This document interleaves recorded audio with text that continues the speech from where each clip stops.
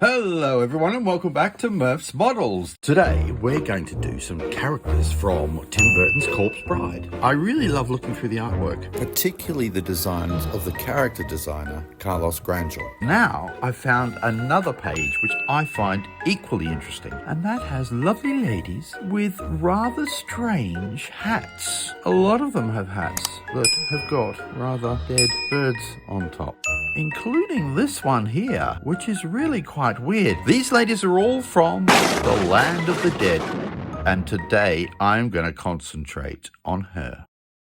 So just like with the previous characters, I'm going to make the main head of this lovely lady out of Sculpey, my Favorite modeling clay. But before that, we need a block of wood with some holes in it. Poke the wire into the holes and then get some aluminium foil, as per usual, and press it around the top of the wire. So we start to get a shape like her head. And then the next thing to do is to push in the eye sockets. Yes, I think that's good. Now it's time to lay some thin Sculpey over the top of the foil shape. Smooth down and squish in the eye holes. And then with the ball on the stick, we can push through. And there we have the eye sockets. Now for my favourite bit. It's time for the eye bag sags. Lovely jubbly. Now blend them in down the side of the face. There we go. Make up a simple nose shape. And then use a scalpel to dig the Sculpey out. Press down with your sculpting tool and try and make it flat inside. Tricky. Now for some lovely wrinkles under the eyes. What I want to do next is these lovely ruby lips. So find a little bit of Sculpey. How am I going to do this? I don't really know. I'm just doing it as I go along. Top lips. And then a bottom lip as well. Push in a nice curvy mouth. I'm going to push that in a bit more. Like that. Like that. I think it could be a bit long. What do you think? Not sure. Try and push that in a bit. Like that. That there. Lovely chin. Push this bit down a bit. Now all I need to do is put some sags down the sides. Definitely looks as though she's got some wrinkles there. Bump, bump. I put this ear on here and I've used some wire to make a hole to hang a little bit of jewellery off there. Just like here. So now I'm just going to start putting a bit of texture into this flesh, because this lady is kind of burlap sack-like. In fact, a bit scarecrowy, don't you think? These pupils are far too big for this drawing, so I am going to put a bit of Sculpey inside the pupils and then get my metal sculpting tool and literally scrape the edges off. Push it down a bit.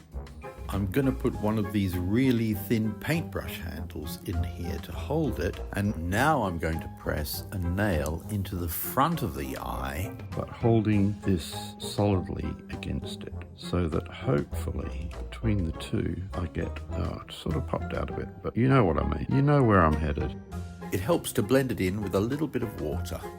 Now I'm going to give them a layer of white paint, and then I'm going to let that thoroughly dry and just use the point of a pencil to make sure that hole stays open.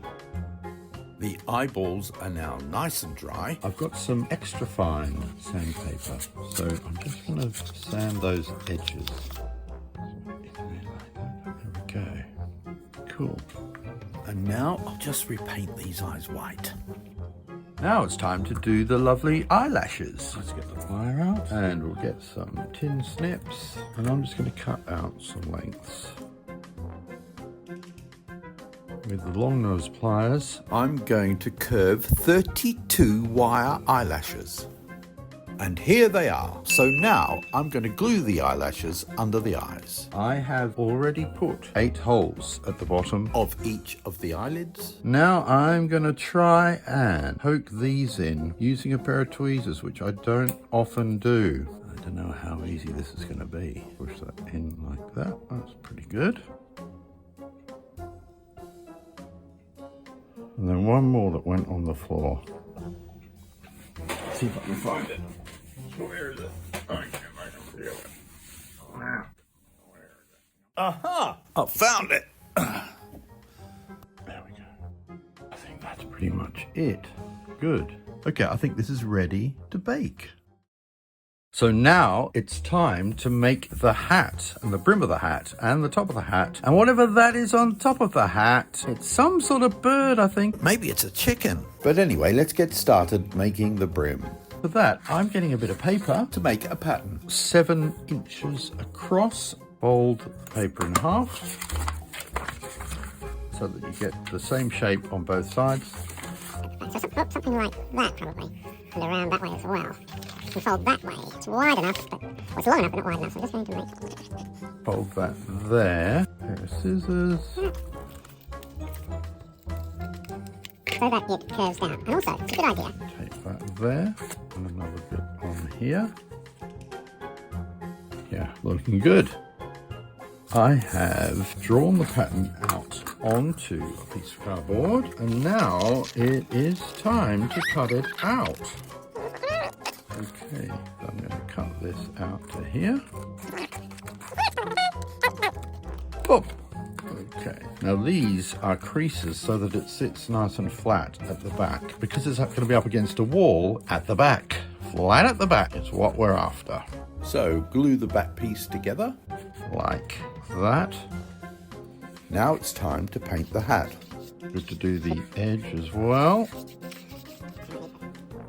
And then let it dry. What I want to do Is use some of this plastic string. If I pull this apart, you can see it leaves a bit of a line on it, and then do it wider at the front, glue it to the back and push it through. We will start to get a similar effect to what we have here on the hat. So I'll glue it With my trusty Hang Tough super glue. using a sculpting tool to flatten it down once the glue is inside. So next up, we're going to make the crown of the hat. And to make that, I'm going to start off by using this rather attractive toilet roll. So to strengthen the tube, I'm going to wrap some more layers of cardboard around and glue them together. Now what I want to do is create this curve by using a ring of card. That should sit over like that. So that width there. Is about right. Okay, so I'm crossing my fingers. This will sit in the top of this, just like it should. Oh, yes, it does. That's pretty good. Excellent. And then I've got this. The mystery deepens, doesn't it? What the heck am I doing? I don't really know myself because I've never made a hat like this before, but I've got a theory and I'm running with a theory. Let's see what happens. Now I need to get some aluminium foil and start bunching it up like this. Bit of a snake of aluminium and then attaching it around here like this. Okay, so now this shape here shows that shape there. What I need to do now is put a layer of Daz All over the foil.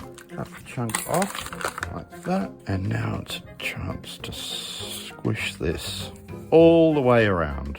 Then nab some water and smooth it all down. Okay, I think this is about ready to put out into the world, into the sunshine of the world. To be dried out. Once it's dry, it's time to paint it with raw umber again, and then do exactly the same thing with the plastic blue string. Now I have a lovely dome to go on top of the hat. So there's the brim and here is the crown. I'm going to paint this lovely lady in raw umber. But before we do that, we just need to give her an undercoat of water. To create a wash of colour. So here we go.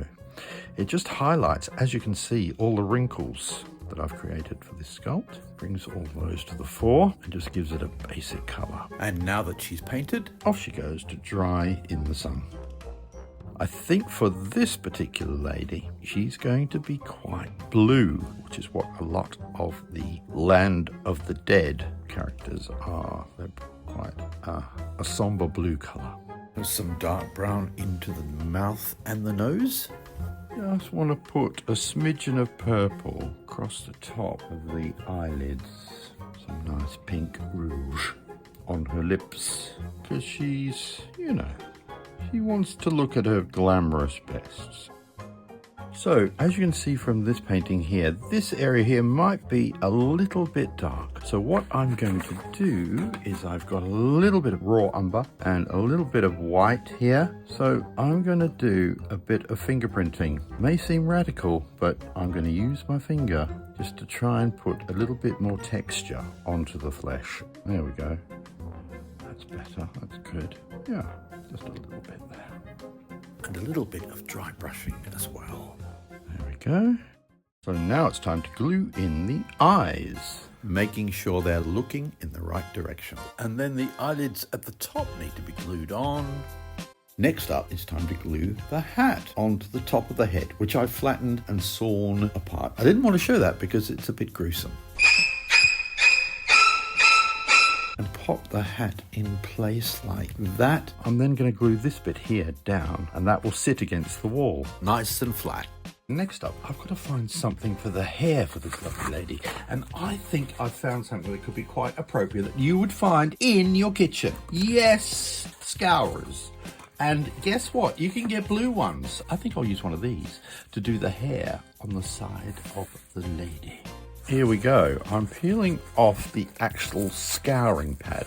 So I've got this lovely light blue foam. I think I'm going to just pick out bits of foam like this. And with a little bit of patience and an awful lot of luck, yeah, I think that might work. Snip a chunk off. So if I pull that out like that, I'll soon get rid of that square shape to it. Oh yeah, that works. Look, she's got hair. Now it's time for a glue gun. Now, I know a lot of people won't have glue guns, but they are very useful for certain things like foam. They really do glue in foam pieces quickly. There we go. We popped in both the sides, and now there's just a little bit to break up the squareness at the top there. We just push a few more pieces of foam in. That looks good. We've done. We've glued in the blue hair. I've got this bag of craft feathers, and from here I've plucked out the yellow ones, and because they're so bright, I'm going to splosh them in some lovely green paint, which will make them much closer to the colour in the illustration. So I'll put some water in here, and I will just wet down all the feathers. Splodge them around in the watery green paint, and then put them out on a piece of paper and send them off to dry in the lovely sunshine. Unfortunately, they were still a bit bright, so out comes the raw umber to get them nice and brown, much more like the illustration.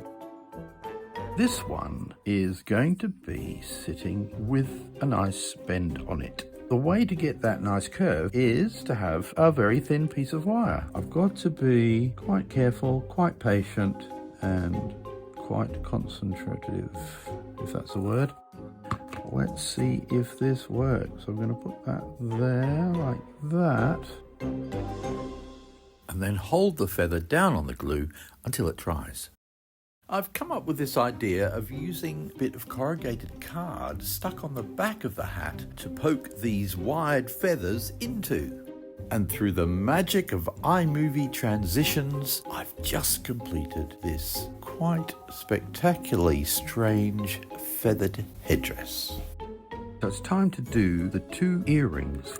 I have always got a box of Jewellery bits and pieces. I'm thinking maybe just a couple of these might do the trick. I'm going to do a spell.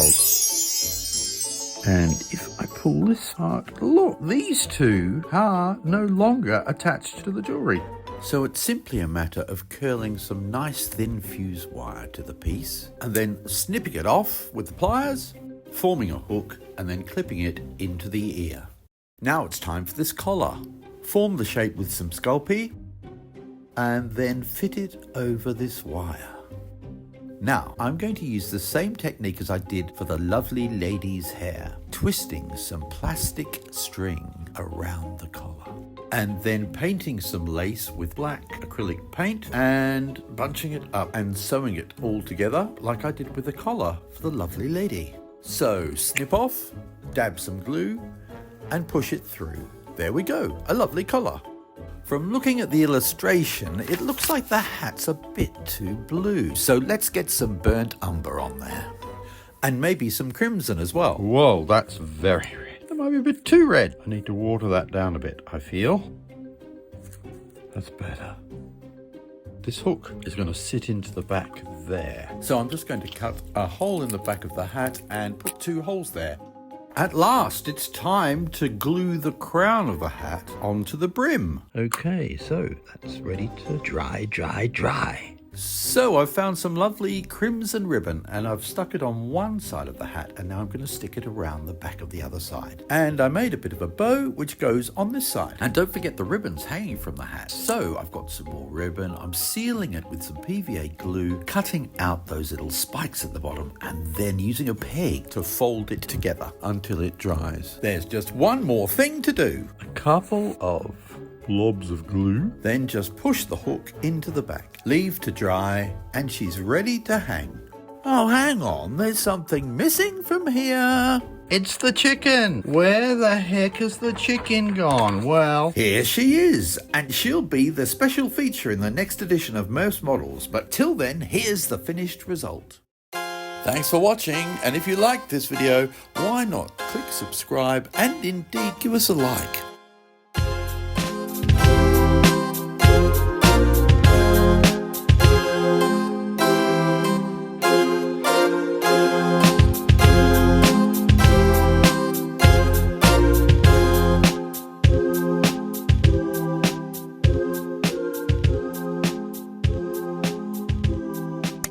And we'll see you next time on Murph's Models.